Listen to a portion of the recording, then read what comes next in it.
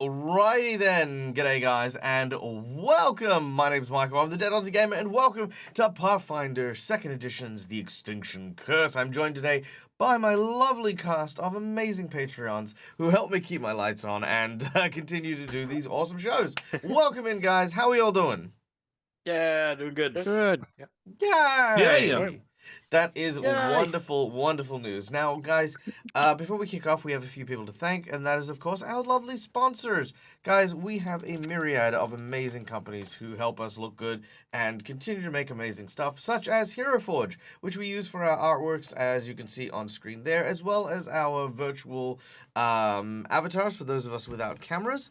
Hero Forge also does 3D printed minis and the like, and, you know, word on the street is that they are honing and perfecting their 2D standee models.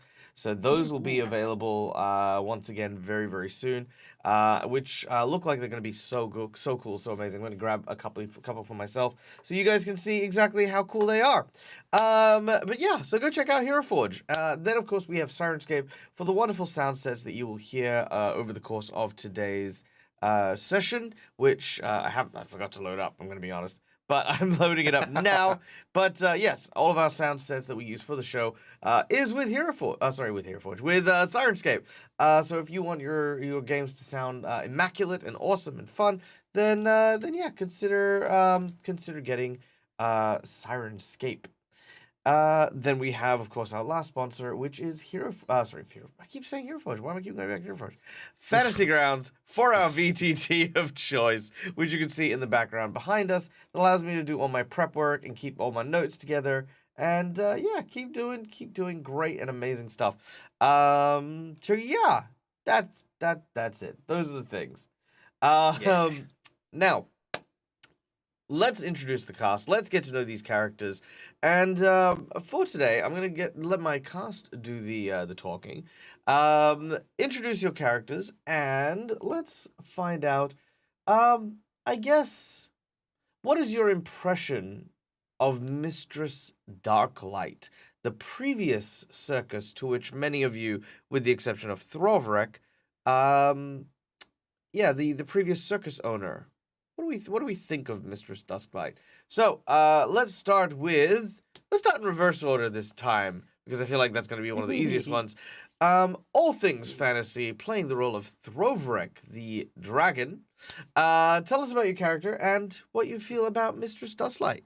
Good morning. I play Throvrek. I am a dragon, a high dragon of all good things. I am strong, I am capable, I am fast, and I make sure that these ones all up here don't get in trouble. Mistress Darklight. You know, she sounds like something that you'd probably find in a red light district, but yeah, haven't heard too much about her. Fair enough. Next up, joining us once again, we have, of course, Sean playing the role of Arturo, the catfolk swashbuckler. Yeah, with a few new scars. Uh, but yeah, he absolutely despises her and has been keeping up with, well, her circus's activities because, um, well, he considers her almost like a slave driver, and some of her current slaves are still his family. So, yeah, not too pleasant. Oh, they're not really slaves per se. They're just simply contractually bound, and they are getting paid. They're there, but they're unable to break said contract. It's a bureaucratic thing over slavery. Just so my Yeah, audience is super clear on things. true. In Arturo's eyes, it might as well be, but yeah, it's not, identical. No, or at all, because they're Yeah, not slaves. yeah. They're performers contracted to perform, not like lift heavy bags or build railroads or pick cotton. Ain't gonna happen. So yes, they are. Blow They their are. legs off with a cannon. Yeah. They are bound to their contracts. Indentured Yeah. servants. No. They're paid. They're 100% paid. They don't owe a debt, but they are contracted. So that means that if they do decide to leave Mistress Dusklight's circus, they will likely not find work again, as the reference that they've had for like over a decade for working with her would be null and void. They basically would, anyone who would try and get any information Yeah. on this family would be like, no, they're unreliable, they break contract, blah blah blah, which is bad. Bad reputations can often be worse in some cases than anything else. So, next up we have, playing the role of Meisha, the Nagaji inventor, is our different rock protector. You are muted. Silence, wizard. There we go. Dang wizard. Dang wizard. Hi, everybody. What do I think about her? Well, I think, she's kind of mean, harsh, a little strict, but, I kind of understand it because, I've been taking the role of managing the equipment and everything after my, my master or father figure. So I kind of understand how she was, but I think she overdid it. Yeah. Fair. She did end up having to kick your father figure out of the circus. Very heavy-handed, but he took the responsibility, and you gotta have feelings towards that. You know what I mean? Especially because your father figure was in a wheelchair, and it was his only source of income, and yeah, it's pretty rough. Pretty rough. Yeah. Next up, of course, playing the role of Naomi, the summoner, and as well as, well, you're not playing it, but also the summon Callisto, is our dear friend Neil from Immersion Diversion. Hello. Yes, I play Naomi, the summoner human. And well, I'm not a huge fan of it's so long. I already forgot her name 3 seconds ago. Sorry, I got it. Mistress Dusklight. Sorry. Yeah, I'm not a huge fan of Mrs. Dusklight just because she didn't really treat my mom and dad too well. And she absolutely hated me because since I was born in the circus, I never really had a job. I was just kind of a sit-in. And she just had A me moocher. handing out a moocher, yeah. I guess you could call it that. Handing out papers, pamphlets, stuff. But I ended up becoming friends with everyone else and hated her the most. So, I don't know what I'll do if I see her again. All right. You're too I kind. won't kill her though. That's for sure. I can't ever kill someone because it's not good. You are aware that getting your summon to kill people is you killing people, right? He's not actually killing them. He's punching them. Yeah, he's going Well, you to think about it, sleep. Naomi's He's not the one unalive killing them. him. He is killing him. So he's just Yeah, it's not me doing it. It's him. Yeah, that's napping. Not... Yeah, remember this court of laws that we were talking about Naomi- earlier on? Yeah, just Naomi is definitely the people don't kill people, guns kill people sort of person, isn't she? No. Right. Okay. Well, moving right along, we then have, of course, the fortune teller Walter being played by our dear friend Avarian CA. G'day, mate. Hey, how are you? Not too bad. Tell us about your character and your impression of Mistress Dusklight. So Walter was a ne'er-do-well scoundrel who would travel about telling fortunes and the term has just escaped my mind. Basically, taking people for the fool and taking them for their money. Until one day he found out that his fortunes actually were coming true.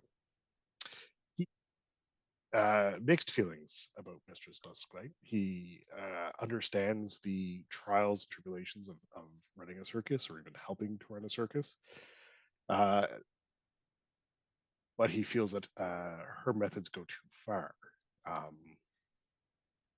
That she takes too much pleasure in ordering people around and being stern when a softer hand can usually achieve things faster. You get more bees to honey than to vinegar, so to speak. Very fair, very fair, very fair. So just kind of like almost like different business practices sort of saw you kind of deviating from what you think, like what a circus should be to you. Yes, it should be more of a family than employees. I love it. Yeah. All right. Next up, last but not least, playing the role of Halonot, the bardish gnome, is none other than our dear friend and wonderful human being, Schooly Eye. Hello. So, Harlow wandered in and was recruited long time ago. When she took over, he probably saw everyone else, a sort of a rougher crowd, slowly get recruited in, which probably explains why he started playing music to try and de-stress everyone else. Probably why he got a bit better at it. Fair, fair. And your impression of Mistress Dustlight? Just the fact that she seems to want that rougher crowd around her. Thinking about the strong man that went after Arturo when the brother got injured and all that sort of stuff, just pulling those people, trying to get them into her circus. Yeah, it's supposed to be. All right, fair enough. And for those of you in the audience who do not know who Mistress Dustlight is, Mistress Dustlight was, as I mentioned, the previous owner of the owner of their previous circus that the group was a part of, who was quite a heavy-handed individual. And here is a picture of Mistress Dusklight. Let me pull this up here. Her image is really cool, but It is. Let's see.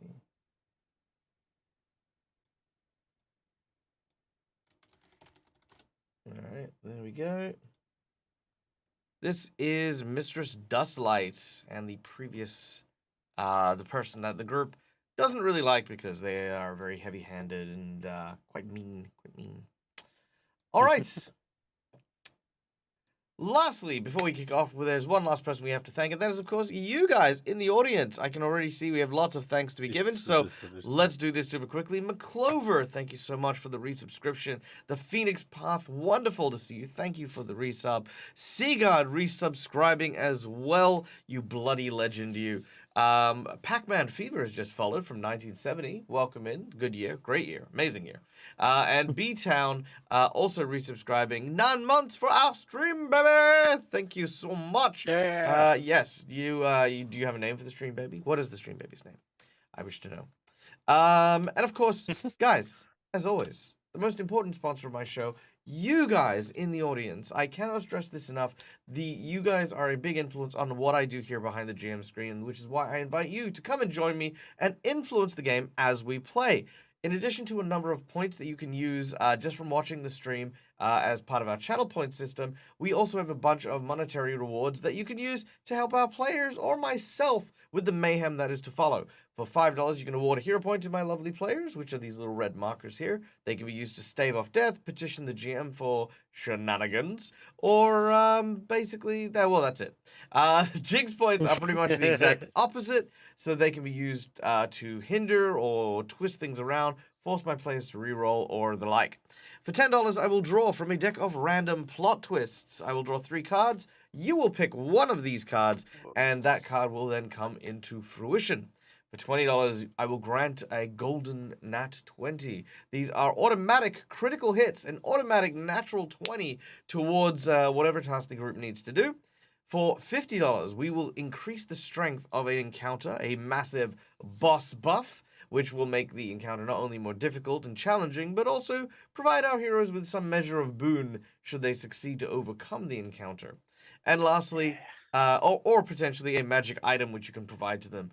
Some people like to give the option of my players to choose what item they'd like. Some people have custom items in mind that I get to create. Or if you want to, go check out the Archives of Nethes, as there is a large group of really cool items there as well.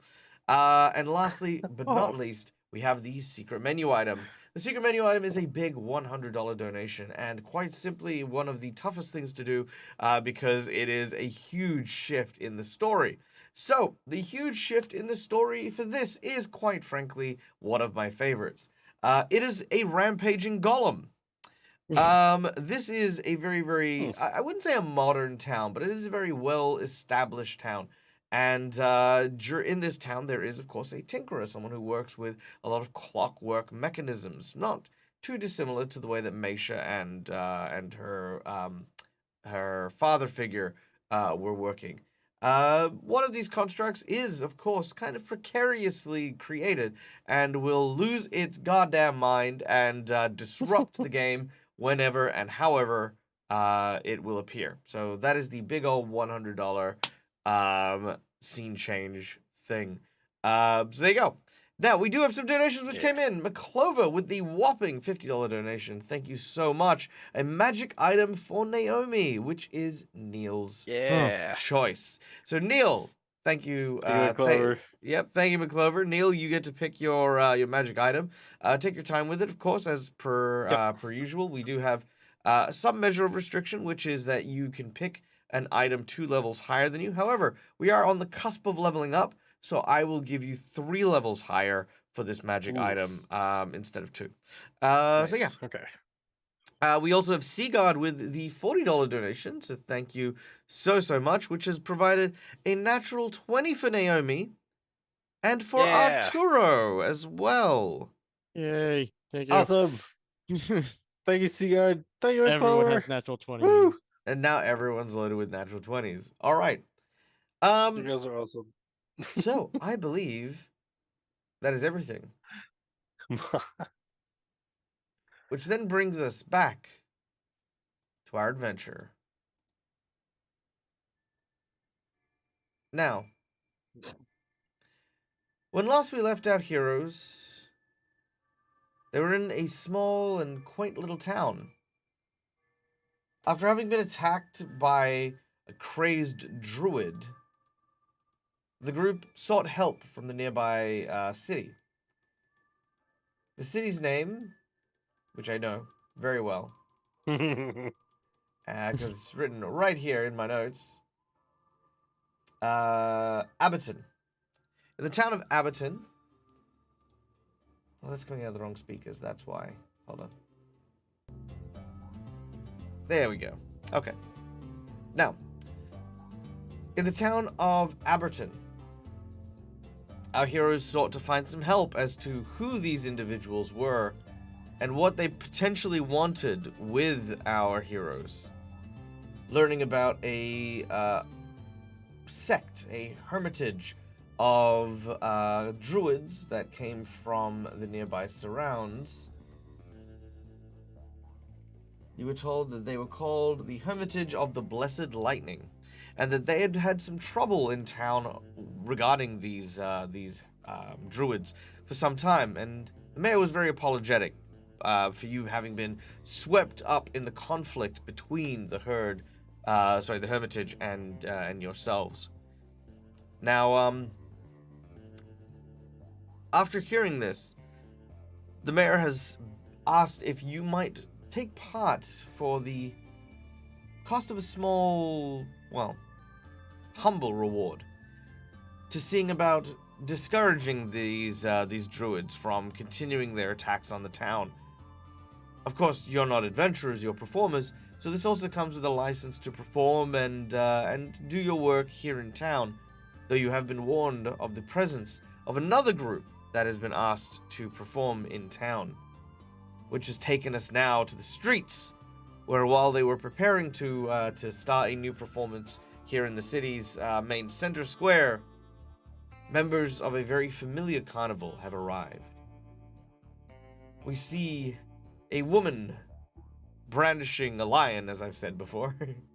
The daring Danica, the lion tamer from Mistress Dusklight's carnival, now stands before you. So, Hallinot and Walter, you are still with the mayor, making your way towards the center of town, whereas Naomi, Meisha, and Throvrek, you are in the center of town looking at this woman. A small name is... Oh. Yeah, no, that's okay. I'll get it. I'll get there. Yeah. A small crowd is gathered along the streets to watch what is now 3 colorful people shouting, playing tambourines, playing pipes. Prepare yourselves and your souls, people of Abberton, for a cavalcade of the celestial marvels has arrived for spectacular sights and marvels so wondrous you will speak of them forever after with tears in your awestruck eyes. Prepare for a show to surpass any other that you have ever seen, either yesterday or in many years gone past. Prepare for the dawning of Mistress Dusklight's celestial menagerie. As she cracks her whip by this magnificent lion, it roars, bellowing in the streets. People start to oh, it's a show! They start clapping and applauding. You also watch as this very, very large, kind of muscular hyena person steps forward and with one arm raises this huge bench, laughing and cackling. Oops, no, don't do that. Arturo's got to lift weights. Yeah, I was lifting weights. Oh, it's our good friend. Yeah, so you can see this big, giant, muscly hyena person lifting up a large bench with several people on it, quite easily. And you can also see, not too far away, of course, a very familiar rattling that seems to come from a clown.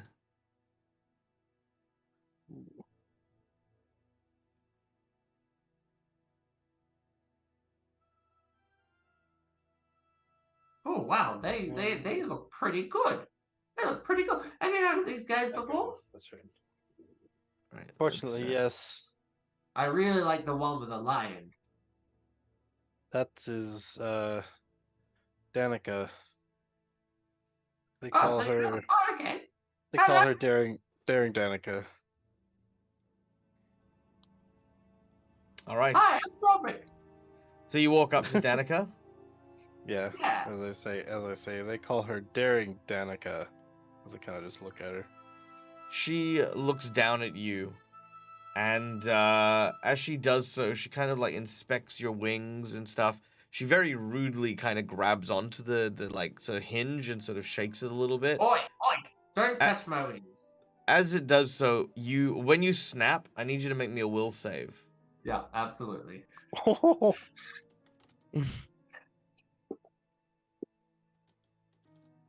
16. 16? Hmm. All right. As you do so, let me just pull this up here. 2. All right. As you reach and sort of like snap back at Mistress Danica. I say Mistress Danica. It's not Mistress. It's just Danica. Here we go. All right. All of a sudden, lurching out at you, the lion roars in your face. As this does so, let's make our intimidation check and see how well this lion does. Yep. All right.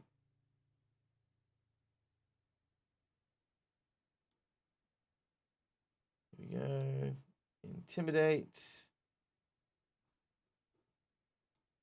You said 16? What's your will normally? 17. 17? So it's I have +7. Okay, no, that's okay. Well, unfortunately, that is a failure, but not a critical failure, and you are frightened by the roar of the lion. As it does so, you can't help but like sort of recoil and cower. It's a reflex more than anything else. And Mistress Danica laughs. She says, I can see that you're still performing with inferior people. A pale comparison. A mockery of all of the great and noble professions that make a true circus. Yes. I'm not surprised you picked some small kobold off the street. Whoa. Stuck some wings on it. No, you're terrified. Oh, okay. You are absolutely terrified. You basically, this is like a point where you feel as though you're about to die. The lion, you've got like a what is possibly like maybe 600-pound lion, like just staring at you with its teeth bared. She basically calls you an inferior kobold dressed up to be a dragon. What a perfect metaphor for your pale imitation of a circus. Now he just walks up to Danica and says, "Hey!" with the Callisto behind as his wings flap out and create a bunch of feathers. Oh yeah, the lion No, interposes immediately as you approach.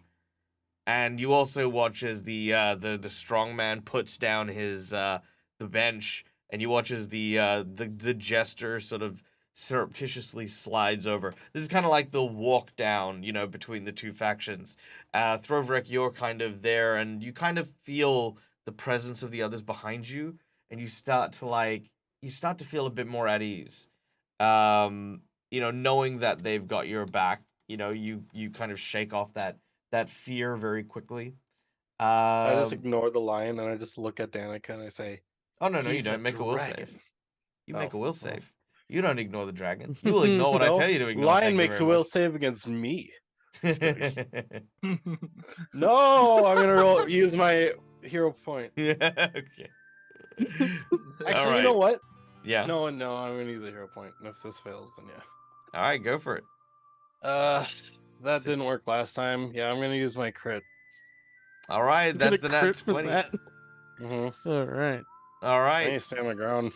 Hey, yeah, no, you can stand your ground. So as you step forward, Danica, of course, is holding her ground, and you're stepping forward. You have a moment where your heart beats quickly as the lion moves and interposes. It's not gonna let you approach, but then you also see the other two performers stepping up, and you very much like hold your ground and stand fast. And you say, He's called a dragon.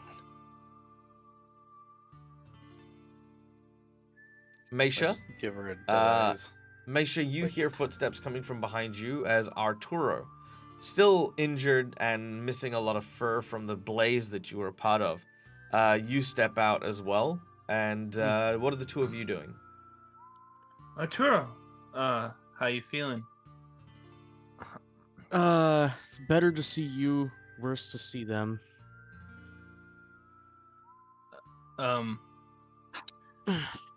we gotta try not to. We gotta try not to have a big what's my word? Fight. I was thinking of another word, but whatever. It's not start a fight, or we're gonna be kicked out of this town. So we gotta hopefully fix this situation here. Well, What do you got we any could ideas? we can always fight them in the best way that entertainers can. Outshine them in our next performance. Draw in a better crowd.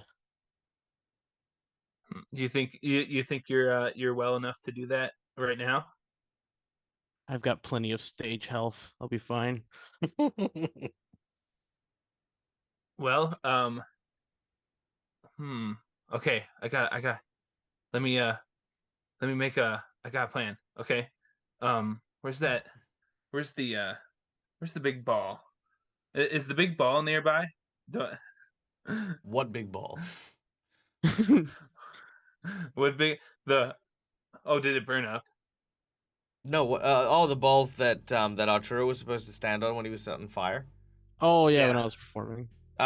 No, it hasn't burned up. It's probably packed away with the tent. Remember, you're building a bunch of Oh right. because you're building a bunch of like stage stuff.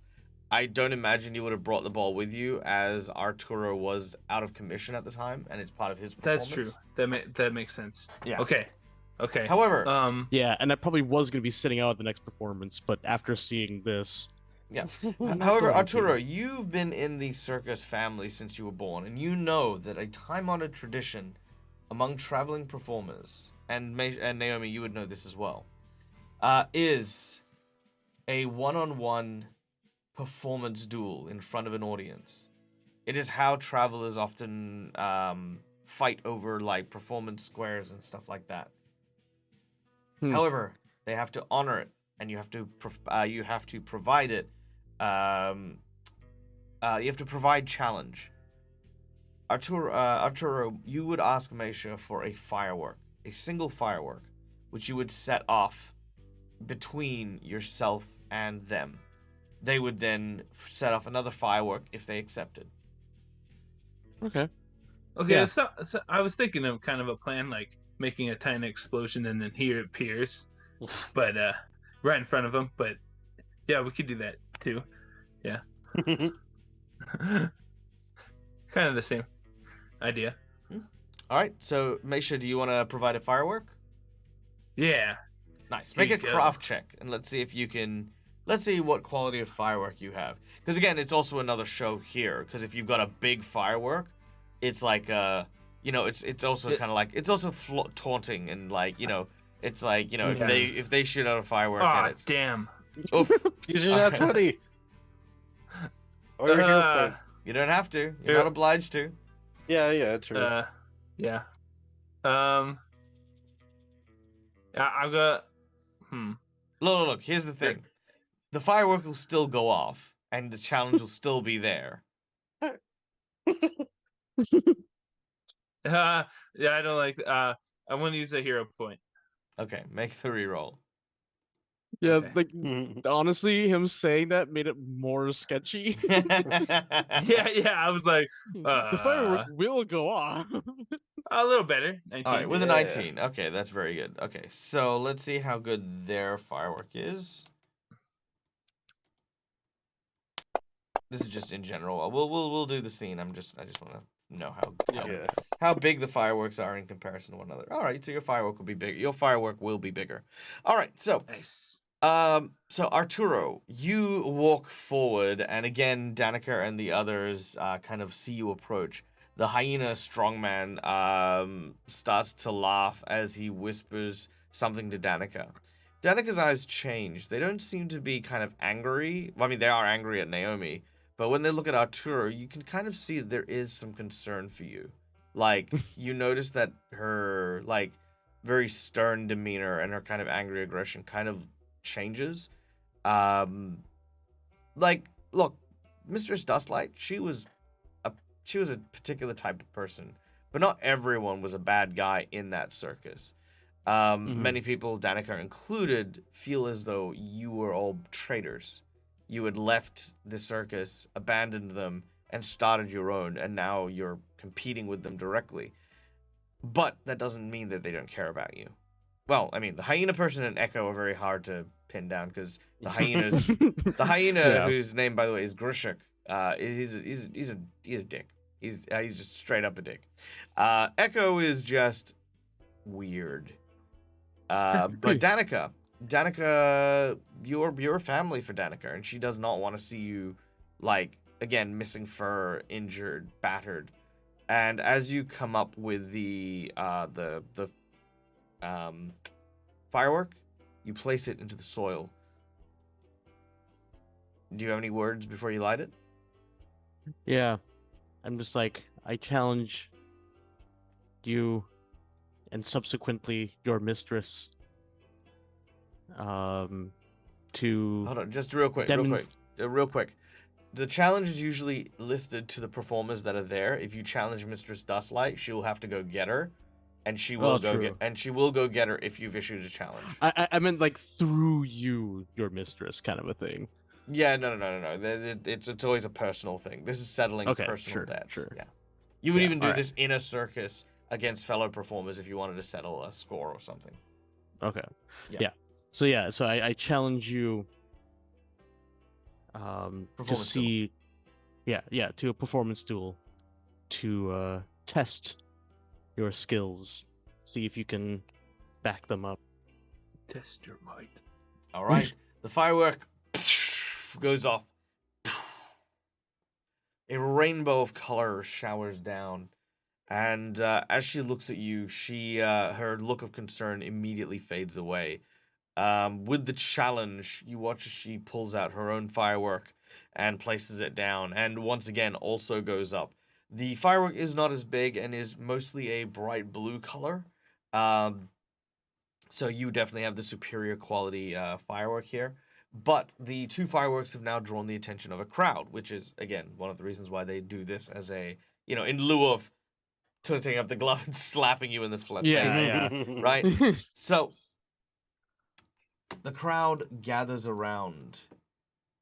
And Harlanot and Walter, you two arrive in time to see this happen. You know exactly what this is. You two are old hats. You recognize a duel when you see one.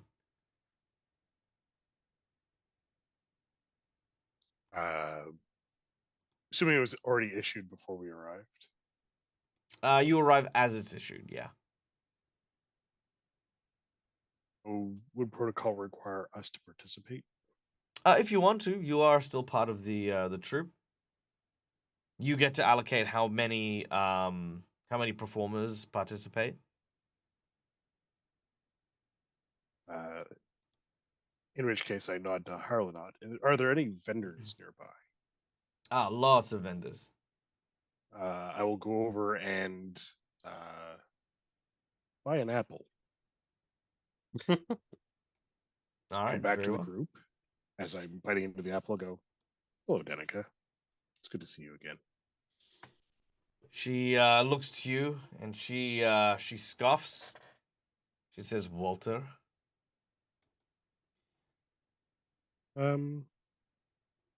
Performing duel, is it? The firework wasn't enough to tell you that? Oh, one could guess. Yes.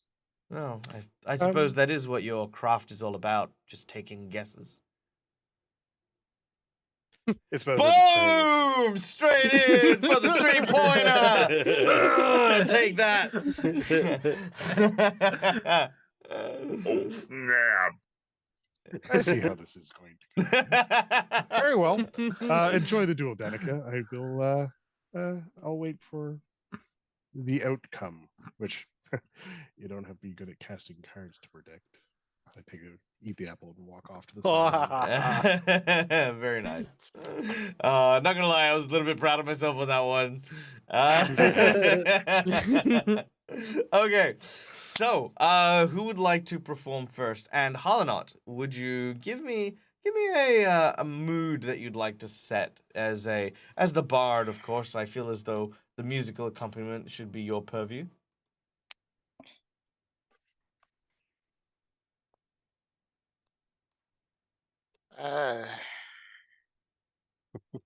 Probably more of anticipation. Anticipation. Yeah. More to Okay. play to the crowd, thinking you're about to see something rare out in the open type thing. All right. And what instrument are you using? I'd imagine it'd be the lute. Okay. The main instrument. Since it's the Okay. one I carry around all the time. Okay. Let's go with. Here we go. Let's try this one. I don't know what it's gonna sound like. Might be good. Might be bad.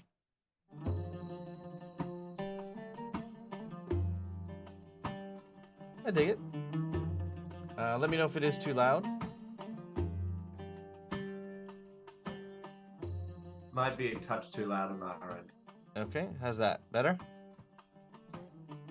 Yeah, that's better for me. All right. Sweet. Okay, so as the performers go about and get ready, the first performer that steps up is, of course, the strong man. So here's how a performance duel basically works. I'll give you an opportunity for 60 seconds to describe your performance, at which point you're going to give me a performance check. I will then do the same thing with the opposing performer, and they would make their own check. And this would just be you gathering your crowd. Then there'll be an appropriate check based on whatever skill you're trying to perform with, and if you succeed or fail, that'll determine the crowd's favor.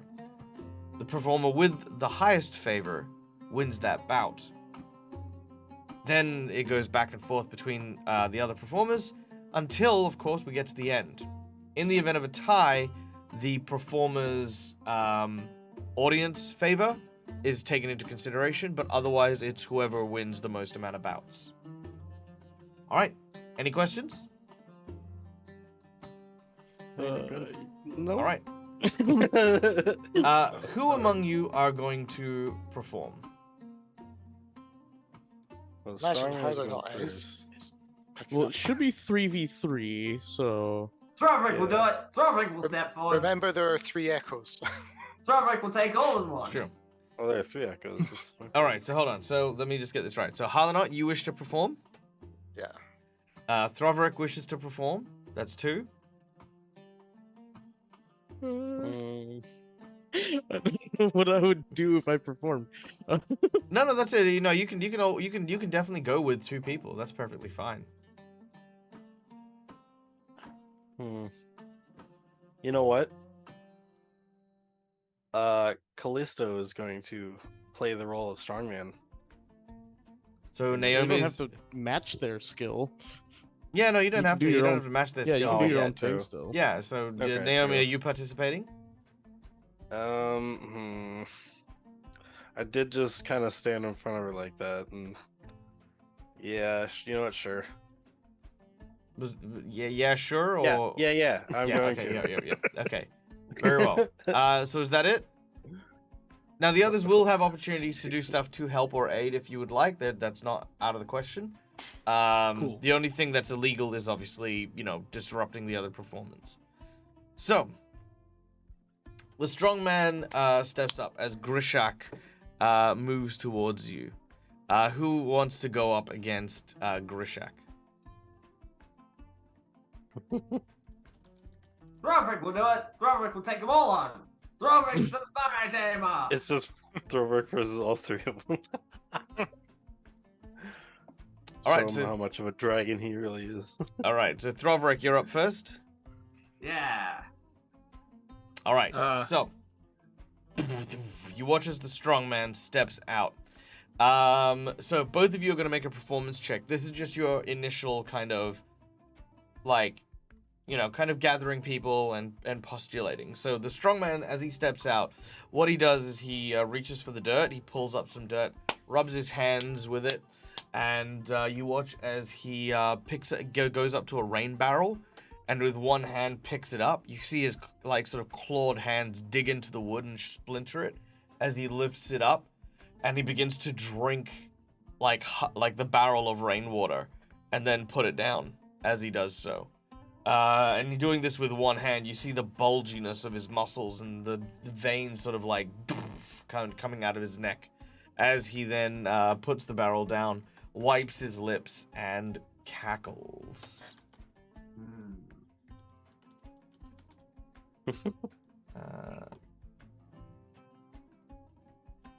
All right, which I have somewhere. Maybe not. All right, which then goes to you. Oh, maybe. Hold on.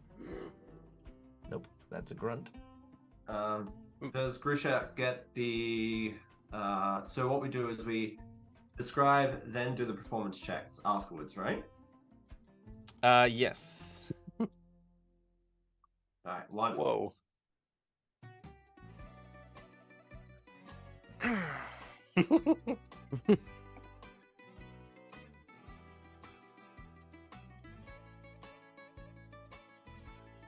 We just got a donation, by the way.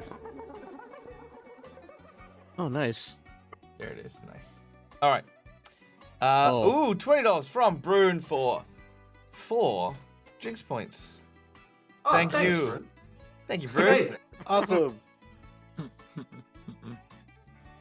The tables have turned. Oh. You're losing your audience. No. How well we do is determined by how many Jinx points Bag has bought.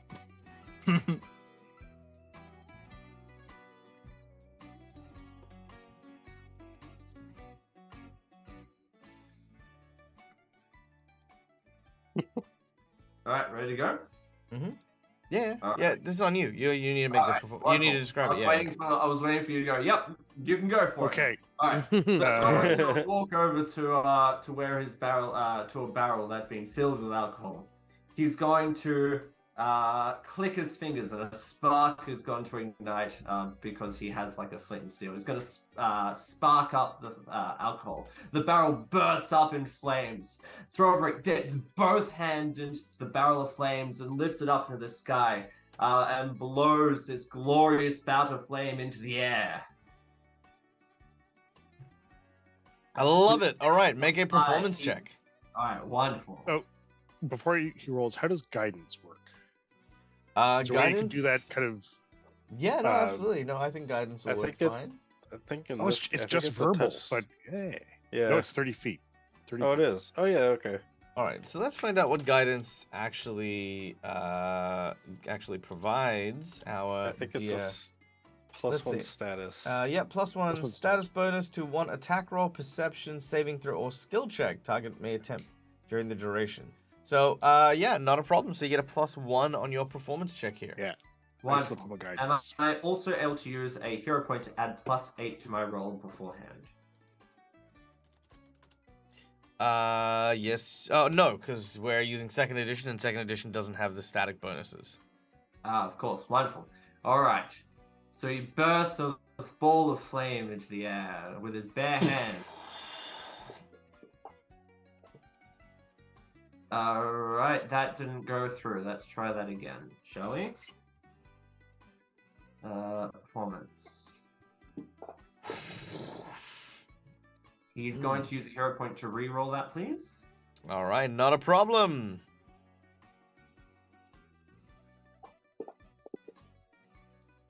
That looks better. Nice. All right, a 22. Very nice. Unfortunately for you, my friend, I'm going to have you re-roll that, as I'm going to consume a Jinx point. I still have the +1 bonus. You will still have the +1 bonus, yes. Wonderful. Oh, that's not that great. 13. It is not. All right, as you've blown it up, you hear a voice yelling out, "Hey, you're going to have to pay for that!" As you have blown up, you exploded a very expensive barrel of brandy, which is made for quite a spectacular sight, but all of that's like kind of performance guff that you have gets pulled down a little bit. It is still very impressive, and the crowd is, of course, thoroughly entertained, but unfortunately, the performance check has not made it. So, right now, the audience is in favor of the strong man. What now happens is a skill-based check that you need to do of whatever your performance is. So right now the audience, their attention is on the strongman, who is going to use a feat of athleticism in order to try and win favor with the crowd. So the first thing he does as he looks around is he sees what looks to be kind of a blacksmith. He walks over to the blacksmith and says, "Hey you, yeah you dwarf. Aye, what do you want? Give me that fire poker real quick." What you gonna do with it? That's none of your business. Just give it and take a big seat back. He looks around and he doesn't really want to mess with this like muscle-bound like freaking guy who's like one hand fisting a rain barrel. So he pulls a hot poker out from the forge and hands it to him. You watch as he looks at you, Throvrek, and he says, "Now this is how you eat fire." He opens his mouth and he puts it inside. And you see steam exploding out of his mouth as he places it down his throat. You then watch as he begins to, well, once it's entirely into his mouth, he then begins to chew. And as he does, he pulls it out.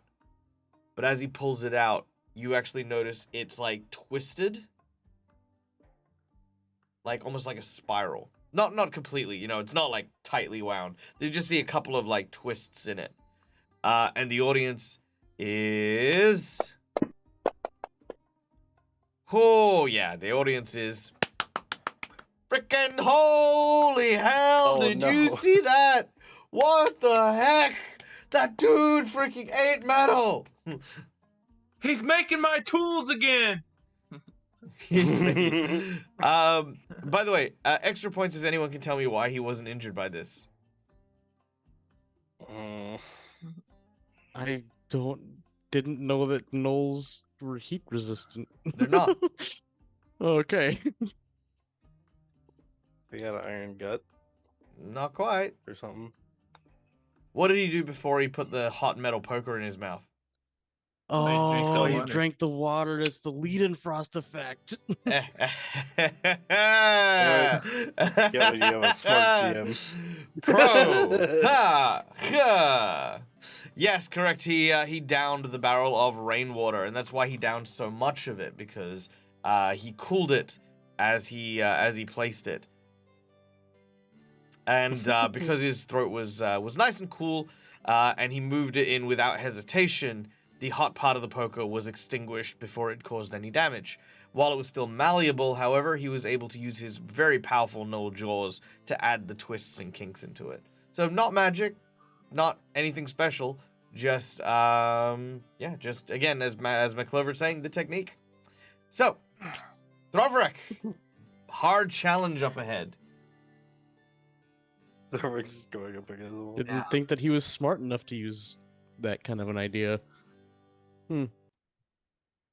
Now, Throverick isn't going to beat that. That's something insane. However, Throverick is the fire tamer. What he's going to do is going to take a sip. He's going to take out a vial of alcohol that he has on him. And this is the show alcohol. This is the high grade alcohol. He's going to take a big gulp of that, filling up his mighty jaws. He's going to go into the center, so where there's no people around him for about a meter or so he has a clear space around him. And what he's going to do is he's going to both click his flint and steel at the same time, spin around, squirting the alcohol, creating what appears to be a pillar of spiraling flame up in the air. Ooh.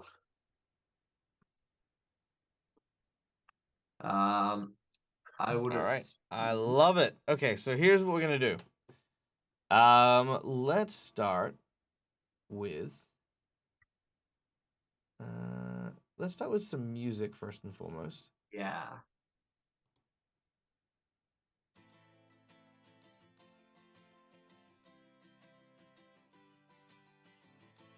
All right. So,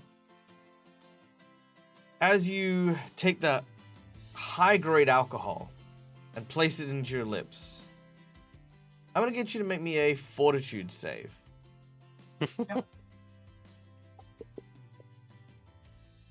22. It's pretty good. You down the alcohol, and as you swirl it in your mouth, you prepare for your breath. Now, as this is a high-grade alcohol, there is a very, very strong repercussion should you fail. Let's go with a performance check as well. I'm going to give you a +2 bonus here on this, in addition to Walter's +1. So you get a +3 all up. Yep. Can I re-roll that, please? You may. All The right, hero the hero point. The hero point's coming out. Now listen, this is gonna be a great roll. I can already feel it in my bones. Yeah. Well, You know what? Instead, can I burn that nat 20, please? you can't. Instead, you can also burn your nat 20. All right, I will burn that nat. Instead, All right, burning your nat 20. That gives you a what was your total with the 20? 28. That's still actually not enough to beat him, but because it is a natural 20, it goes up by 1 step of success, meaning that going from a failure, you have now gone to a successful check. So as you've like breathed, you've accidentally breathed in the worst thing a fire dancer can do when they're using breath work, and it's filled your body. As this happens, you've stopped, and you've... And as it's sort of inflated your body almost, you've then... like shot Whoa. this fire breath directly into the air. It's not so much how big it is, because it is quite large, but it is constant.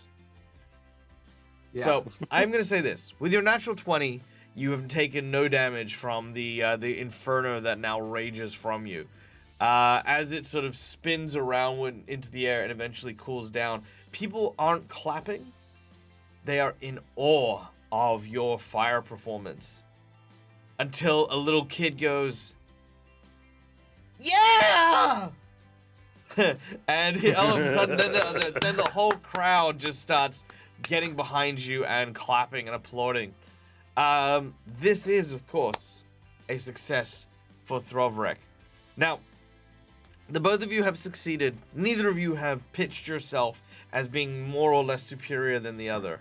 But right now, the crowd's favor is with Throvrek by the narrowest of margins. All right. So, Throvrek, you've made a worthy start to this performance duel and challenge. All right. Can I make a loud comment to the audience? Hmm. Course. course. After that, okay. So I look to, oh gosh, was it Dendra? Oh Danica. god, I forgot her name. Danica, yeah. That's the one. So I look to her and it's like, just like our circus is not a cheap imitation, our dragon is not a cheap imitation either. Very cool. Very cool. The Grishak kind of like scowls and sort of looks back.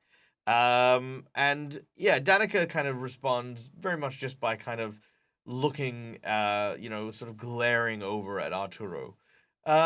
She's holding her tongue for now, at least. Like, yeah, she's fairly confident that Throvrek had stuffed up somewhere along the line, but results are results, and the performance was spectacular, and the win is, at least for now, relatively well deserved.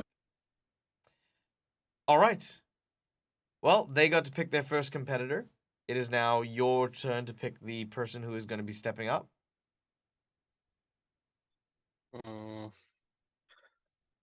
I guess I can. But I go to Mesha first. Like, Mesha, do you have that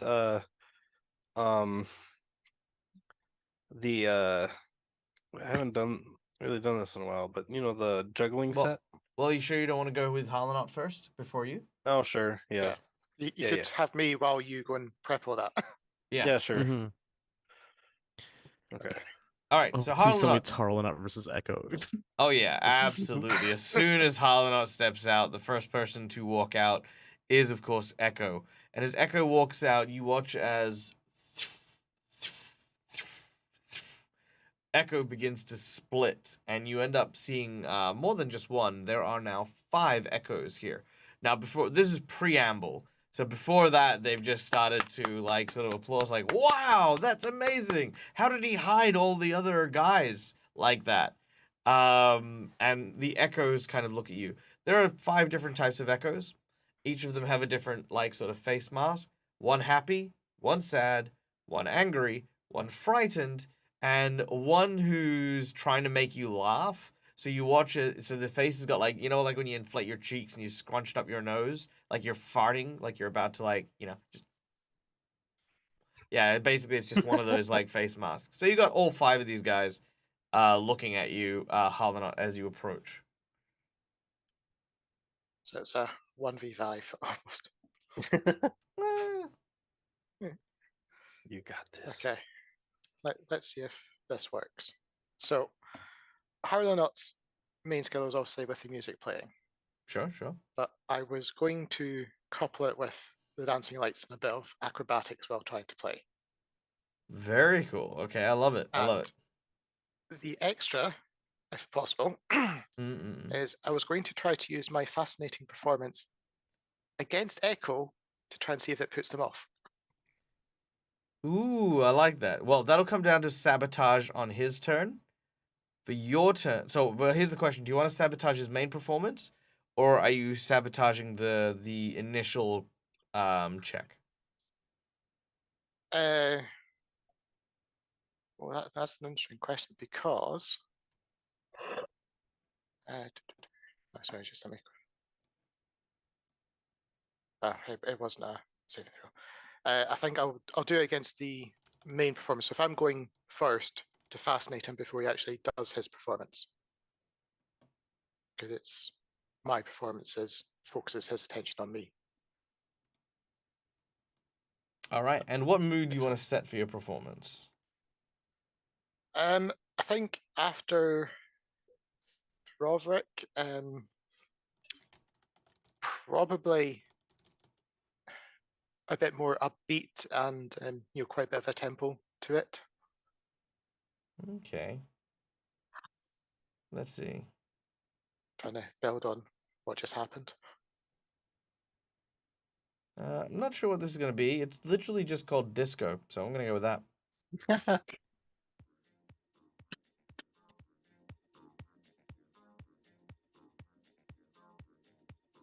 All right. So you begin to play an accompaniment. Scene is yours. Yeah, so playing around, and to entertain the kids, the lights will flash out, probably trying to weave around.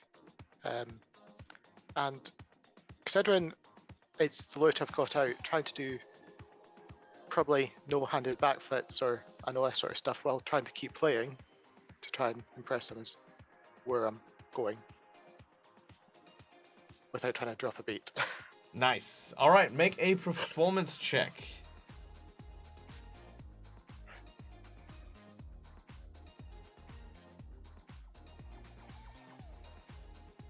$15. I think that will be a hero point because I don't got a funny feeling that's not going to be enough. All right, go for the hero point.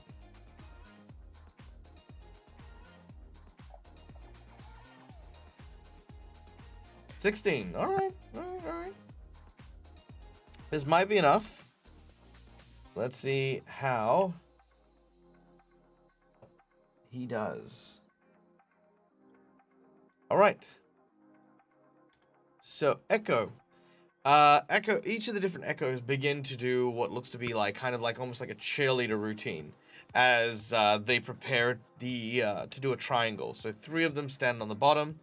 Two of them flip over to the top, And then you watch as they start to pull and cartwheel themselves so that they're standing on 2 people's shoulders. And then the other 2 people are on top of that. And the other 2 people, and then there's one stood at the very, very top. This is the preamble as they stretch their arms out. Let's see how these guys do. Ooh, that's an 11. I'm going to use a jinx point to reroll that. So if this is their main performance, has my fascinating performance affected them? No. This is just the preamble. Or is this just preamble? Yeah. You'll both need to make skill checks later on. This is just to draw the crowd. Ah, terrible. All right, with a 12. So right now the group is in favor of this tiny acrobatic gnome who is playing just great music. And you watch as the tower of the these clowns have now been made. All right, this is going to give you an advantage during your performance. So, quite simply, as you are doing acrobatics, let's see your acrobatics check.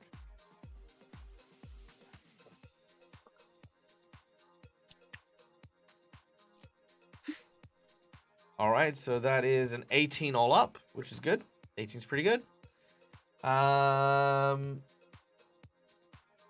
18 is I think that'll be a success.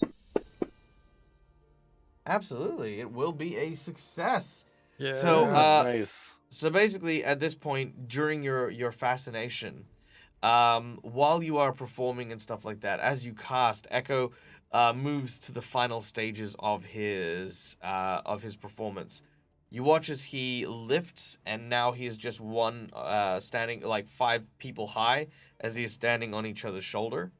And as this happens, you watch as the one on the ground, like gestures to the strong man, who shows up, and he has with him the rain barrel, and you see Echo go.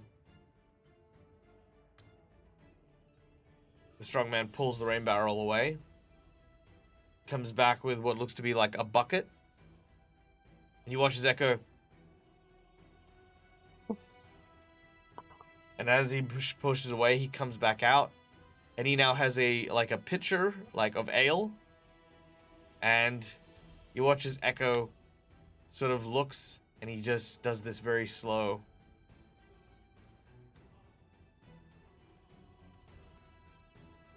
And you watch as he pulls out like a pint, and then he pours the pint out of the pitcher, and then places it on the ground. As this happens, the one at the top, this is the one with the squidgy face too. Wait, is he gonna do what I think he's? You watch as he prepares and leaps. And in that final moment, Halnot, you distract him. Describe your distraction. Because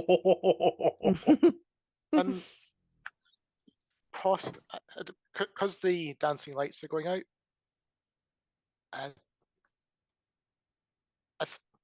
to distract, I probably imagine that one of the dancing lights goes in front of his eye line and just puts him off that way. Is probably how you've laid it up. Just, yeah. All right.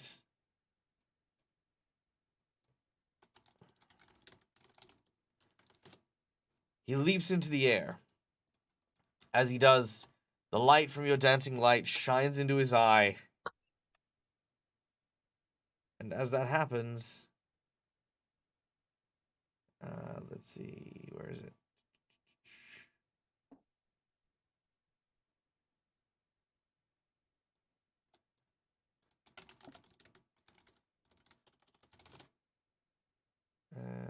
Here we go.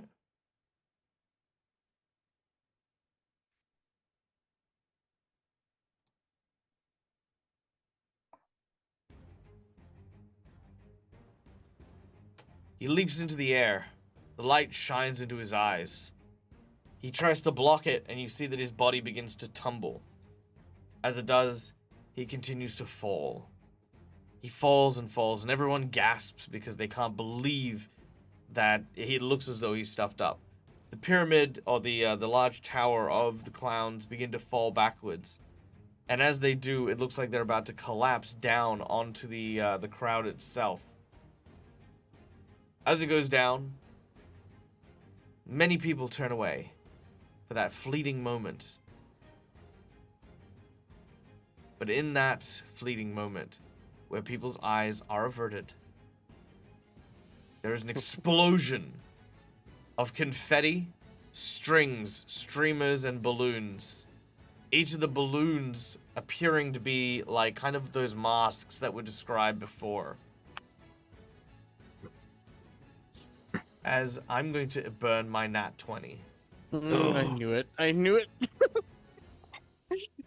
And you watch as the pint in the middle of the the empty street, no sign of Echo, just sits there alone. The strong man walks up, takes the glass, and shows it to the crowd. It seems to be filled not with the ale that he had put in there, but this strange reddish blue liquid. He tilts it upside down, and as he does, it pours out what looks to be a contorted version of Echo, who appears to the roaring applause that appears from the crowd. Everyone is cheering. There's like, wow, oh my god, I thought he was done for. That was amazing. And as they do so, Harlan, I need you to make a perception check. I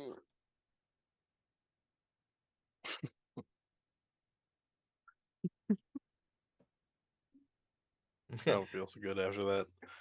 Yeah, I think next hero point for that one.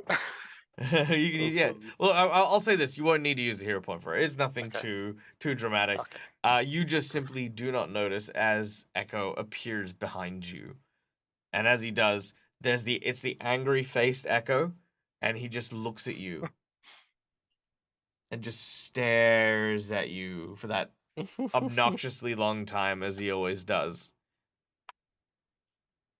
Good old days. Yeah, just like the good old days. All right, and Echo is now done, which now officially ties up the performers. One with one having gone to Throvrek and one having gone to Echo.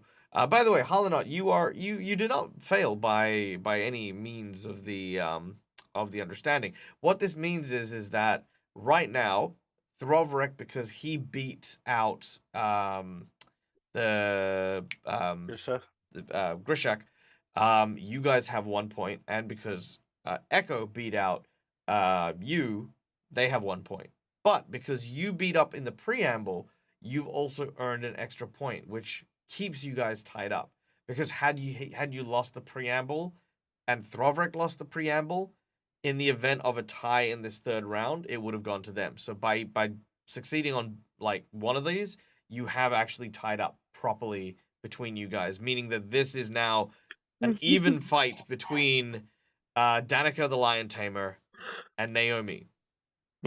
Naomi, you've grabbed all of the things that you need from Meisha. But before we move on to that, Arturo and Walter, the two of you guys have been watching the performance. Let's turn to you guys real quick. What are you guys doing in the crowd?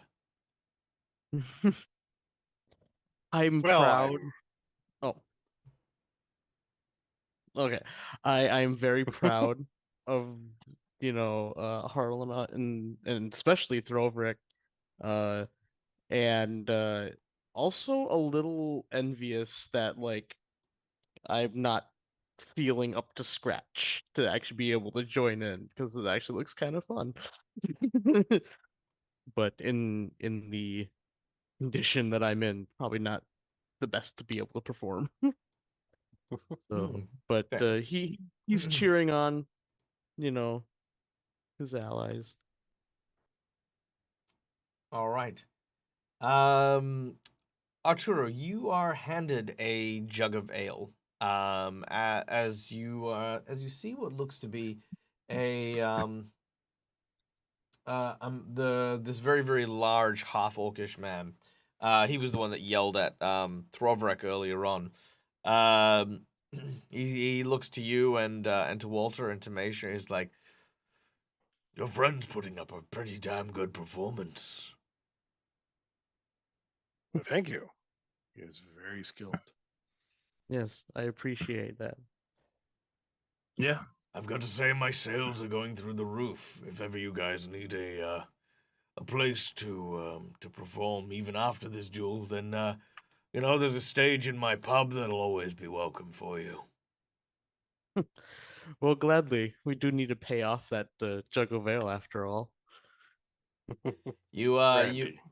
you realize the implications that he is implying that if you guys lose, it's up to you as to whether or not you want to take that bait, but it's up to you.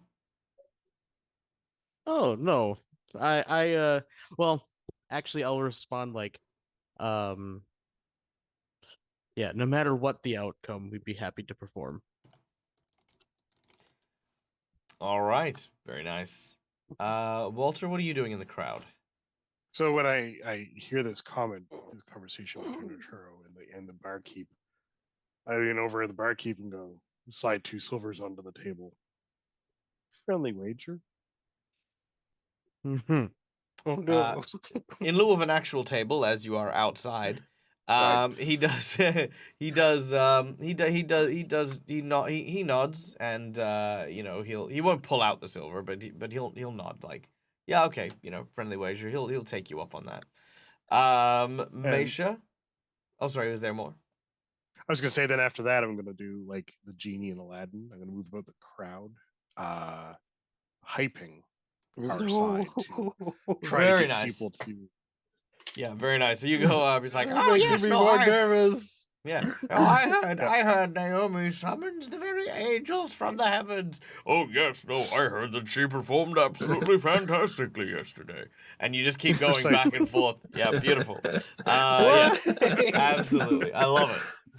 Oh, yours now. All right. Yeah, if Meisha. I see him doing that, I'll try doing the same thing too. Oh no. Very Oh, well, no. very well. All right, Meisha, what about you? Me? Mhm. I'm just I'm just standing around I'm thinking. I'm hard thinking like how You- can I help that like how You can I you help? kept saying it, and I was thinking, like, I thought you were about to go, and I'm just a teenage dirtbag. No. Okay. You think about how you could help. Naomi, what is your plan for your performance? So the plan is a combo, like almost like a in between me and Callisto, it'll be a magician act, but to everyone else, it's gonna look like I'm juggling and he's going to be shooting fire at the balls that I'm juggling Okay. to So, destroy them. all right. So, given this, Meisha, you probably realize you can probably set a reasonably good stage for this. It's the middle of the day, so firework in any kind of way, such as flaming orbs and stuff like that, doesn't really have the same pop. However, Yeah. there is a very, very fun chemical reaction that happens when you apply heat to things such as magnesium, which, of course, you've created into a very, very thin and fine powder and mixing it with a copper solution, meaning that instead of creating standard fireballs, you have very, very bright green lights, which are created. However, they are, in fact, very, very volatile, and they do indeed create a large amount of heat. But thankfully, you have some large gloves that you can provide Naomi if you want to provide her with bright, what I'd like to call bright light juggling balls. This is Okay. what happens when your GM was a fire dancer. Dun, dun, dun, dun, dun, dun. I know all the stuff. Dealing with I'll fire. take anything. Yep. Nice. Okay. Okay. I'm like Naomi. Okay. What's what's your because I don't know the actual plan. Like you haven't told me the plan, so I'll be like, So what's your plan? the idea is well, I'll be juggling a couple at a time, and then I'll as Callisto kind of throws them to me, I'll be able to juggle more and more, and then like slowly over time using prestidigitation, I could like take out one of the actual balls, but like create one of the same kind, like a lookalike, and that way when Callisto attacks it with fire, it'll get destroyed and burn up. Okay. And then when okay. I'm left with one, I catch it and kind of like crumple it, and it turns into a flower that I give to Callisto at the end as a congratulations. We're gonna add something to that. It's a good thing, but regular Yeah. fire is kind of hard to see, like in the day, like kind of in the day. Okay. Oh, So yeah. So I got these special balls right here. I pull Oh. one out. Yeah. Yeah. Okay, you start juggling the regular ones, with Callisto, and then I'll act like I'm somebody from the crowd, and I'll be like, catch this, and you catch these. Can you catch these balls and then start juggling them? But they're gonna be brighter. They're gonna glow green. It's gonna be sweet. Oh, dude, that'd be awesome. Or, I'm sorry, I'm really nervous. That would be really good. Yeah, thank you. May show you've always been so awesome. Thank you. And what do you think? Should I just should I do it one at a time, or should I just throw them all three of them at you, or should I I'd say one move at a time, just because it takes a lot of concentration to juggle. Okay. Can you should I stay in one spot, or should I be act like there's different people throwing stuff at you, so I'll move around the crowd after Maybe I you throw take you one, one. give one to Walter, he can throw one in, and maybe someone Oh, else in the yeah. crowd as well. Yeah. That sounds like a good idea. I'll go. Okay, I'll have one. I'll go give a Walter one, and you think a random person would be you good? These are kind of Yeah. dangerous. I mean, do you think a random person could just set one on fire? Well, I think the heat with the other ones, you're still juggling the normal ones, will catch them on fire. Just close. Okay. Yeah. Yeah. So Maybe Throver could throw one I in too don't. then. It said Yep. instead of a random. Okay, Throver I'll could give. throw Yeah, one in. I'll give one. Or Tuo could do one also if you want. Yeah, I'll give one an Arturo too, but he'll do it at the end after us. So I'll do the first one. Walter will do the second one, and then Callisto can have one in his hand too, right at the end. So you're juggling these awesome green fireballs. Oh, and then I could at the end, like when I have them, I could juggle them back and forth with Callisto, because he's like the original thrower. The and then Danica is sort of sitting there tapping her foot. She's like waiting. She's like, sorry. If you want to give up now, you are welcome to. You were never really a performer anyway. I will not give up. As I just be patient over a there. little bit of confidence. We're ready. And then immediately we're like, All right. Okay. We're gonna go. So I'm going to Walter right now. Okay. So Maisha, you are preparing the special juggling balls with everyone. Naomi, you are setting up the first of the stage. Ooh. All right. Okay, Naomi it's all right. You got this. And I'm kind of hyping myself up a little bit, and I'm gonna, with that, cast guidance on myself. All right. Make a performance check.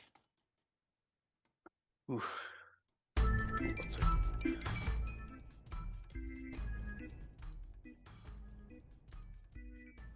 No, I will re-roll that. All right, go for the re-roll. Have you noticed that we haven't actually rolled above a 10 yet? Why? As in Dang it. collectively? You have not. You've used your nat 20s, and unfortunately, I did. Naomi, I'm really bad at this. that's the last of your points. So I know. as you've stepped out, the first thing you do, No. because that's a critical fail, Oh yeah. is you trip and fall in the mud. Oh. People No. begin to laugh at you. Even with the 11, because I forgot to add the +1. But yeah. Even with the 11. No. However, there's one person who isn't laughing at you, though it is not much better as they are looking down at you. This is Danica. There is no joy, there is no pleasure that she is taking in that. She waits for you to get up. As soon as you do so, you may Yes, sir, continue okay. your preamble. What's your pre-show? Pre-show gathering of people. After that, she's very speechless. She just looks to Callisto and kind of just nods to him to start Oops, sorry. throwing the balls to me to start the juggling. All right. She Except starts. the more as he keeps throwing them at me, I'm gonna like throw them higher and higher because there's actually quite a few. Sure. He asks if you're okay. Yeah, I'm okay. As I kind of brush off the mud, actually, I kind of like do a little, almost like a little pirouette dance and prestidigitation, all the mud's off me now. All right. Very well. As you do so, he begins to sort of he juggles the balls himself for a little bit before he starts throwing them to you. This is to kind of help with your rhythm, as he then gets it to you. He tells you to not look at the balls, but to focus on him. You know, he's trying to walk you through and keep you calm, knowing that what you're doing is difficult. I need you I to can make do me a will save. Ooh, Come on, don't fail this. that's a 22. Okay. You manage to keep your composure as immediately the first thing you hear as you begin your juggling is this from the lion. It is very, very close, and it is terrifying. Each and every time it opens its mouth, it sends a chill down your body. As Danica begins to whip her taming lash, and let's see how she does. Danica. Oh yeah. As she whips her taming lash, the lion runs into several houses. As it does, people come out out onto the streets, like kind of panicked and screaming, but quickly see that there's a show on. The lion moves around and literally wrangles the audience before coming and no. settling where Danica is. All right, the audience is currently favoring Danica. Whether it's out of admiration and impressiveness or sheer abject terror. All right. Naomi, moment of truth. Mesha, Walter, Throvrek, Halanot, Arturo all begin to hurl these orbs in your direction. Now, you guys don't need to make your... Well, I mean... I'll give you guys all a performance check. It is a low performance check, so you do not need much to be able to throw a ball. However, one of you might stuff up. Oh, I throw some extra flair on it for sure. Success, success, Oh, success. could have done better than that. Mesha! No. All right. Sadly, the only person who does not manage to get it is Mesha. Mesha, do you want to use a hero Can point I- or an... Wait. Is it? What do you mean, wait? It's a 2. You can't do anything. No, I You know. do nothing okay. about this. Shush. No, I know. I was gonna see if I could Mesha. use prestidigitation No. to catch it, but no, we're good. Mesha. Ah! Yeah, hero point. Hero point? All right. Go for the reroll. This is so tense. Wait. 1 second. One second. Oh, music. Here we go. 1 second. Okay. Roll. Yeah. Yep. Oh no!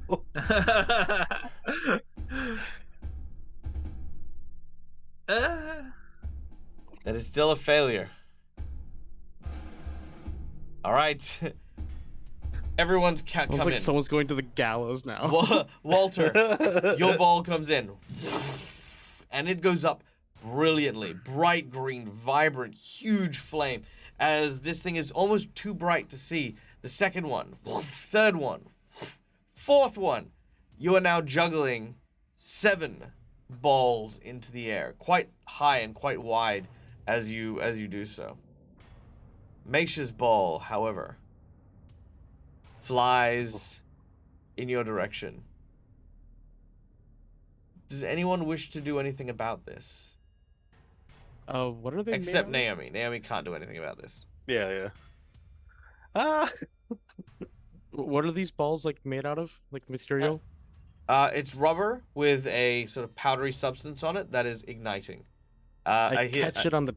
Oh, Yeah. sorry. I'm sorry. I was going to say, keeping in mind, this is from the crowd over to Meisha.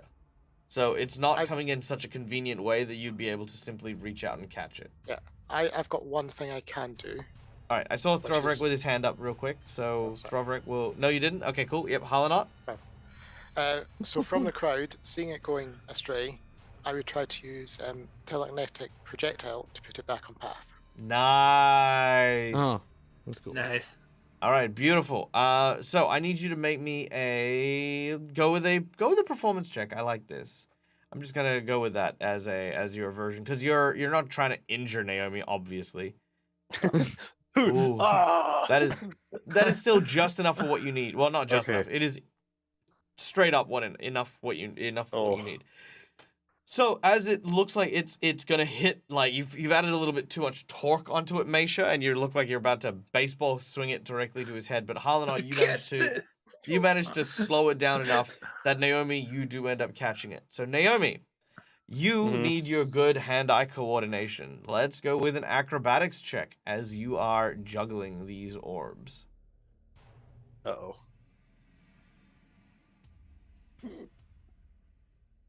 That's a 12. All right. As you're juggling the orbs, you hear the sound of a crack of a whip as a stool is brought out by Echo. As the lion jumps up on the stool, she stares at you, Naomi.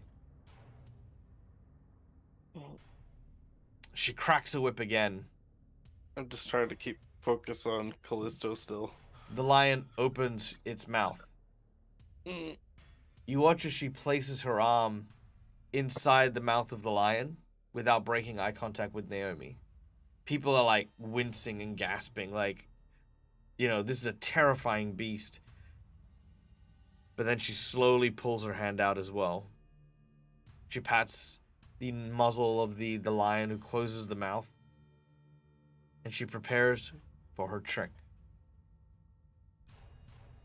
A straight up performance check. Actually, no, this would be an animal handling check, which is survival, which is the same as her performance, so that's fine, I guess. All right.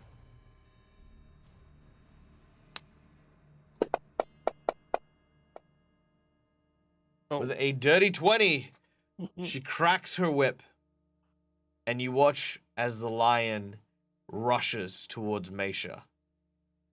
As it charges, barreling towards her, Callisto looks to the side. Naomi, I need you to make a will save to maintain your concentration because you're looking at Callisto as you're juggling.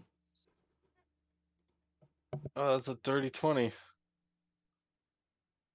All right, you avoid getting distracted as the lion is rushing towards you. Callisto looks and gets in the way as if to stop the lion from approaching. You watch as he puts his wings in front of him, like kind of like almost to guard and to block the attack. But instead, the lion leaps with ease over Callisto and over Naomi and through the ring of fire made Whoa. by the juggling Whoa. balls, Oh no. landing on the other side and roaring again. Naomi, I need one more will save from you, as you hear this roar from behind you. Oh, come on! That's a 15. It was almost a 19. That is unfortunately not enough. Walter, I'm going to Oh. give you a perception check. Okay. As the lion roars, I'm going to see if Walter has enough of a reaction to be able to give Naomi guidance. Nope. Unfortunately, you do not. Naomi, as Got a hero the lion roars. We'll He spend said a hero point. Oh, you're gonna use a hero point. All right, let's do it. Go for that perception check. Let's see. Also, real quick, while we're doing this, guys, welcome in to the Role Players Guild. I love that name, by the way. Absolutely amazing. We got an insight bonus too. Ooh, Odd very cool. Bandicoot. Let me give a quick shout out first, and then Yeah. we'll continue. How is your game? How is life? How is things? Thank you for bringing your community here. We're playing Pathfinder 2nd Edition, and there is a circus performer off that is currently happening. Naomi versus the lion tamer Danica. But yes, things aren't going great. But we'll see where we're at. Okay, so with a 16, you manage to cast guidance on Naomi. Naomi manages to avoid dropping the balls after being roared at from behind. But we have just been given an insight bonus from Odd Bandicoot. Here is your insight bonus. The performance is over when you stop juggling. Ooh. And because of the insight bonus, I will give you one last performance check, but you need to alter what you're doing. Right now, you are juggling giant flaming orbs. The lion has jumped through you. Everyone is on side with the lion and the lion tamer. You need to shift the attention back to you somehow. But your hands are filled with 8 orbs of fire. You need to come up with something and come up with something fast. You will not be able to get assistance from the crowd. Yeah. So prestidigitation creates, but it would get rid of the fire. I wanted to like prestidigitation swap out the ones I'm juggling with new ones that I could then pop midair with confetti.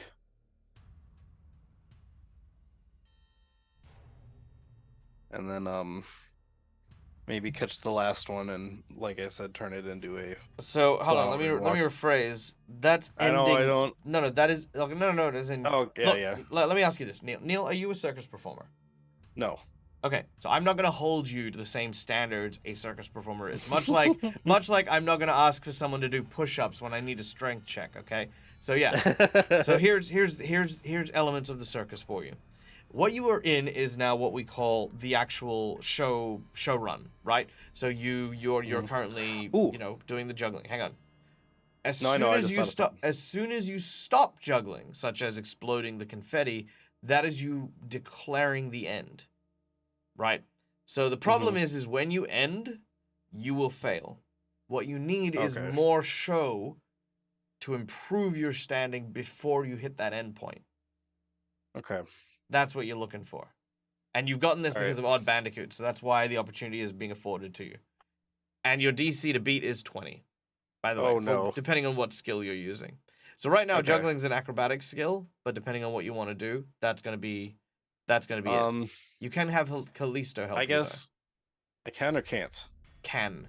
You just can't have the crowd help you. That is Walter, Hollinot, Mesha, Roderick, and Arturo. So how I could continue it then is kind of as I could start juggling with Callisto, like as the ball comes down, I can start throwing them to him, so we can juggle them back and forth. All right, so you're juggling them back and forth. Okay, cool. That's you've shifted gear. That's great. You're now like some people are starting to pay attention to you a little bit more. What else? Maybe on a couple of the balls. So since some of them are on fire, the ones that aren't on fire, I can actually cast light on, so that I've got green fire and shining balls of light that I'm juggling through as well.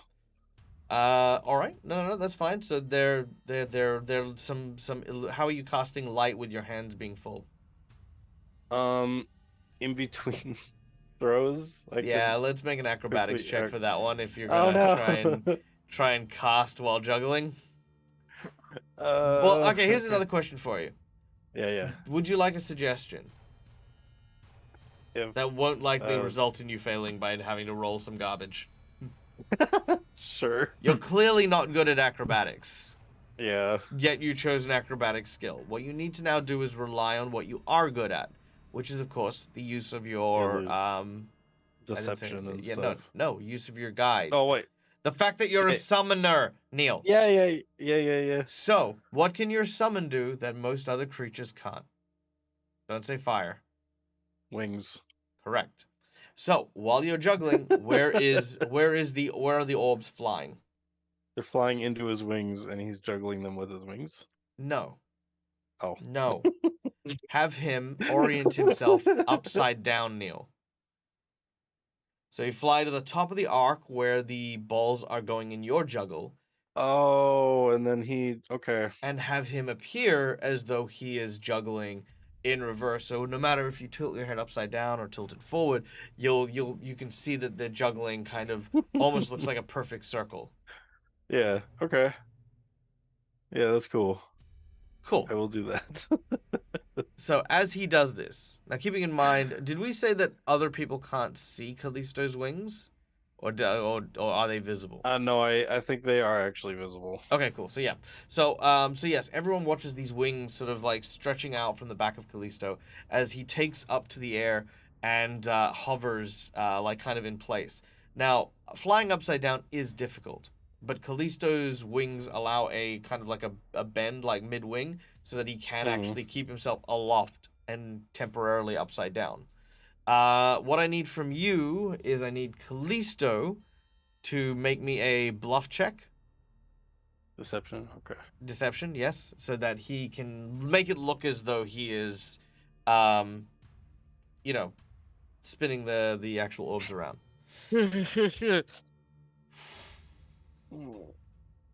Unfortunate. And unfortunately, you have nothing to come back with that from. So you do fly out. He does fly upside down. It does look really pretty. But unfortunately, there is no shaking the impressiveness that is the lion. And with that, the performance comes to a close. Damn. Oh. As it does so, Danica Danica leaves it to the crowd and asks for the sounds of cheers to determine what and who was the better performer. They call for your applause, and you hear.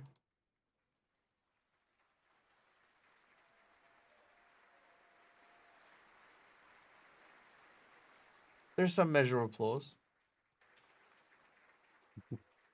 Then you hear the sound of their applause.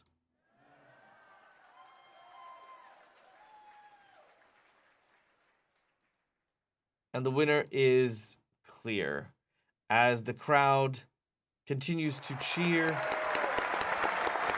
roar,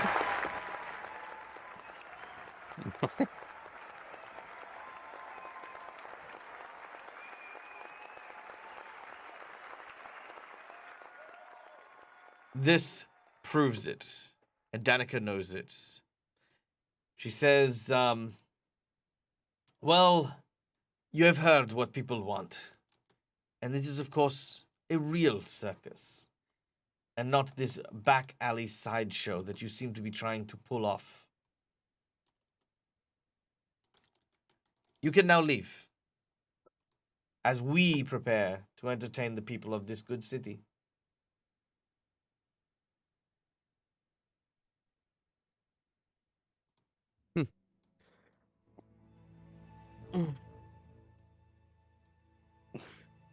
They watch you. The crowd watches you. Yeah, she'll turn around and...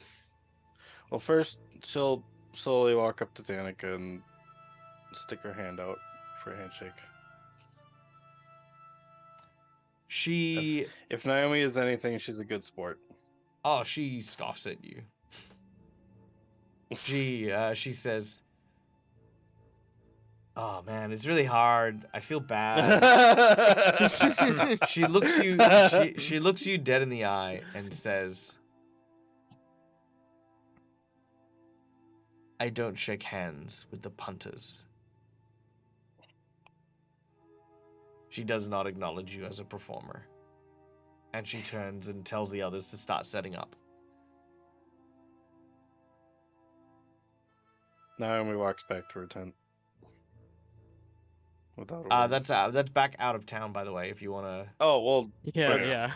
she goes to a bar. There is a bar A nearby. gesture for everyone to come over. All right. Well, hang on. How about this? Why don't you guys all take a seat in the bar? The bartender, Walter, accepts your 2 silver graciously as he raises his eyebrows. But he says, like, to be a good sport, he's going to use that to start your tab at the tavern. So Much appreciated. yeah, this guy's name is Brennan. And Brennan is like I said, he's a nice enough guy. You know, like he's not like, I wouldn't say he'd go so far to be like, oh yeah, he's an ally or he's a friend, but he's nice enough. He's like, you know, hey, you know, you guys seem really disappointed at your loss. Come on, drink some of your woes away. You know, and he'll start a tab. The tab starting thing is just because like, it's more important for him to have good loyal customers than it is for him to have like that 2 silver. Yeah. All right. So Also, before I go into the bar and Yep. you know, before Danica walks away, I just kind of shout to her. I'm like, Danica, she will pay attention. please make sure my family's okay, and tell them that, you know, I'm doing okay too. She nods and keeps about her work. You can tell that she's trying not to say anything. At some point, as you are looking at Danica, there is a person behind you and looks at you with a very still and silent expression. It is Echo. As Echo stands behind you, looking at you.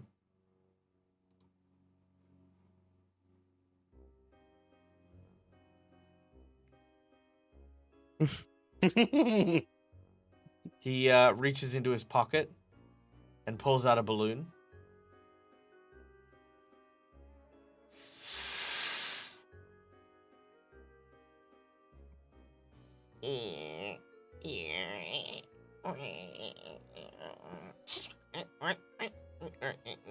And you watch as he creates what looks to be a catfolk humanoid balloon. He pulls out a needle.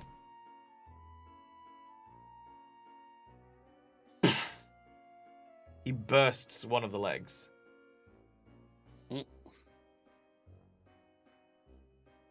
He then quickly pulls out another balloon and begins to weave again.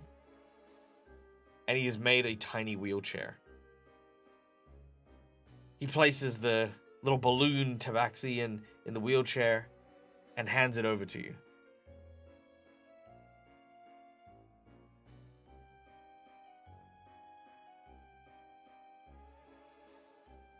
You know, out of everyone in that circus, I didn't miss you.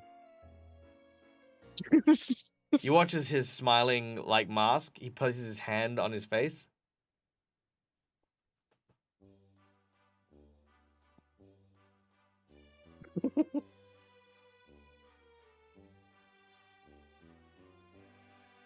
It's so creepy. As he does so, he then leaves. Ooh. All right. Give my worst to tall, dark, and gruesome for me, will you? He gives you a thumbs up. Now, weirdly enough, weird as the clown is, he was actually trying to tell you what was happening with your brother. Your I brother's thought he was left that. insulting him. I was thinking that. It's fine. You kind of get the suspicion that your brother's leg has now been amputated and he is bound to a wheelchair. Okay. Yeah, that was the end result. Some of the not both of his legs, which you kind of tell because only one of the legs was popped, but they did have to amputate one of his legs after the accident because the burns were just far too severe and the nerve damage was permanent. But his other leg was fine, and he is recovering, but like you can only tell so much from balloon animals. So there you go.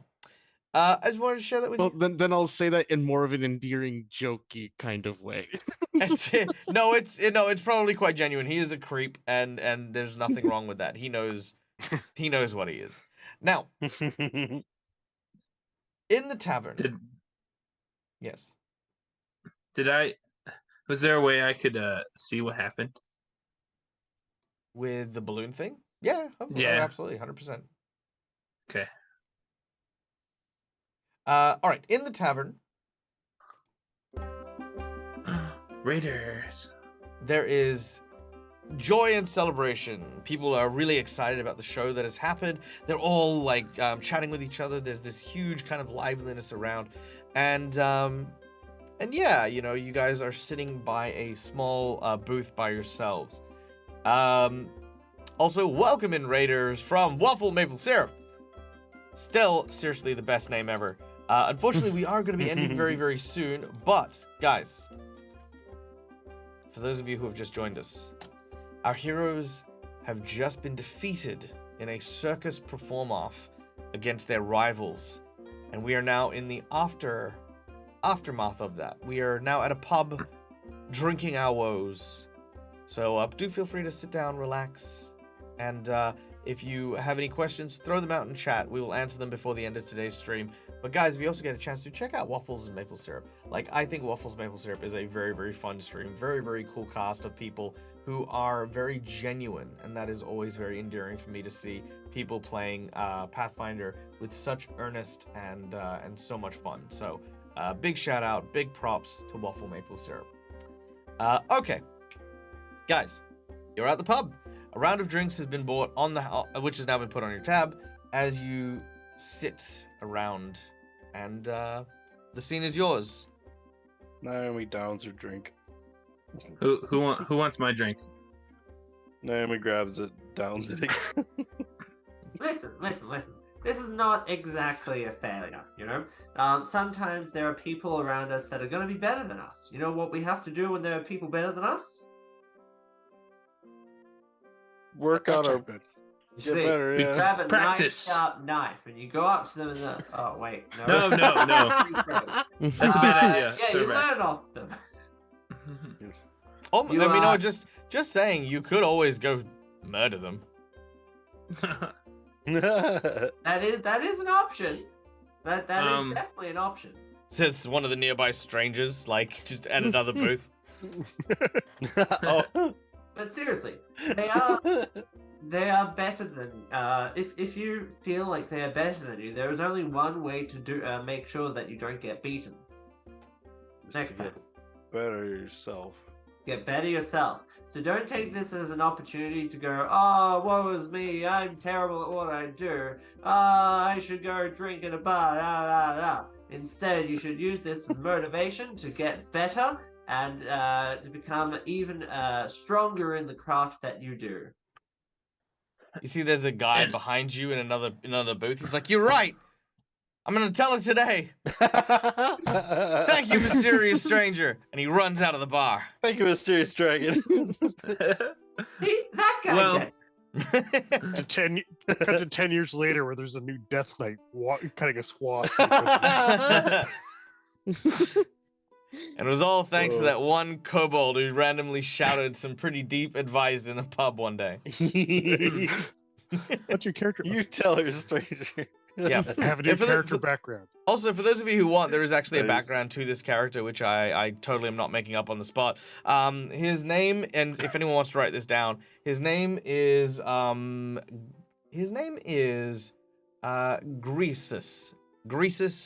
Abernath. And Greasus Abernath actually recently got out of a messy divorce with his wife after being unable to provide enough revenue to take them from this city, from this town, and go to the city of Absalom.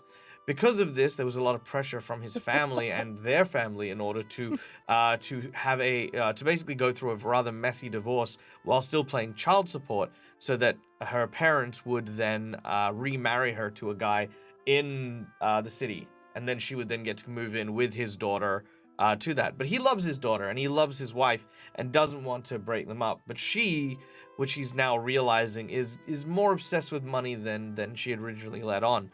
He now is drinking basically because he was just about ready to make that decision to sign the divorce papers and allow his wife and daughter to live a life, a new life, his life, without him. However, he lacked the courage. He viewed himself as being beaten and defeated by a more handsome, more appealing suitor.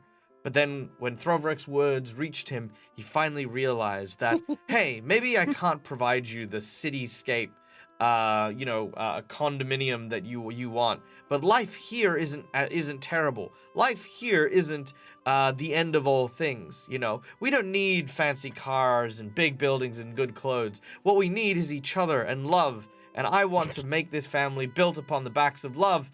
And so yeah, he's run off to go and tell her everything, and to not be beaten down and defeated. And if they want the divorce papers signed, and if they want to take her daughter, then that's a whole other fight that they're gonna get into. And this guy, he's there for it. Death Knight. Yeah, he might also get killed, but we'll look on that as the story progresses. All right. Just keep on cutting back to this random guy. It's like a side story. All right. Story. Holonot. Yes. As this is now a appropriate time for it, I think. You've been giving a lot of long and hard thoughts towards the leadership of the caravan. Because whether Danica was out of line in saying so, there was some measure of truth. Without a ringmaster and without a good structure to galvanize your circus, you are a pale imitation. Especially with such a unified front being presented by Mistress Dustlight. Now, you and Walter have spoken on the matter as well as the professor. And I think now is a good time to talk to these individuals. So I'm going to give the scene to you for our final scene. Take it away.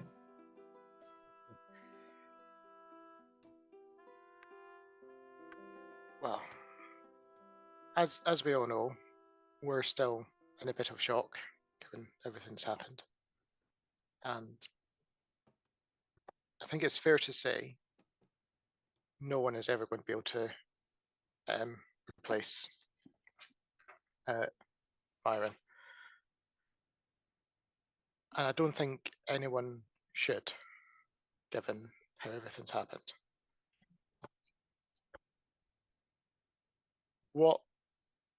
How we've dealt with everything in the past few days is showing that we don't need this one person. Granted, sometimes we need the one person to guide us, but it doesn't need to be one person all the time. So, to you, and I'm assuming most of the senior people are assembled,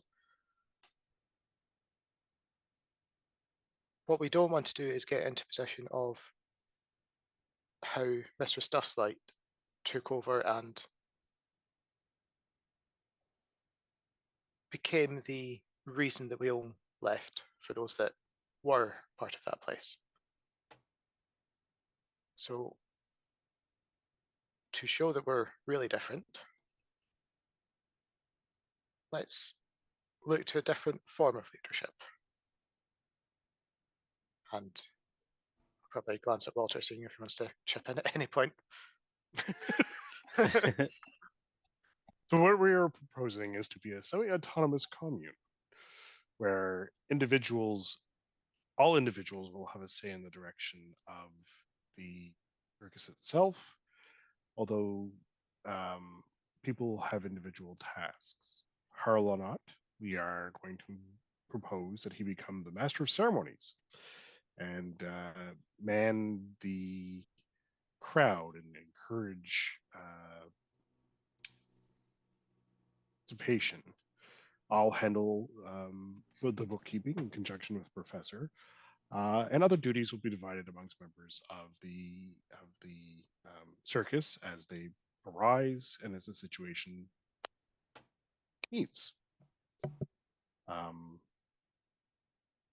Yeah, that is basically about it, I think. So, If anyone has any what does feedback. that actually mean? Can you speak it in plain common for me, please? Sure. Any major decision about the circus or the events of the circus, we will discuss as a group. Various tasks and roles for the operation of the circus will fall under the director or the direction of an individual. So we won't have one person in control of everything. So it's not like Correct. we have a clan chief, and then the generals underneath the clan chief, and then everyone else. It's just going to be... So it's going to be the generals, and then everyone else. Correct.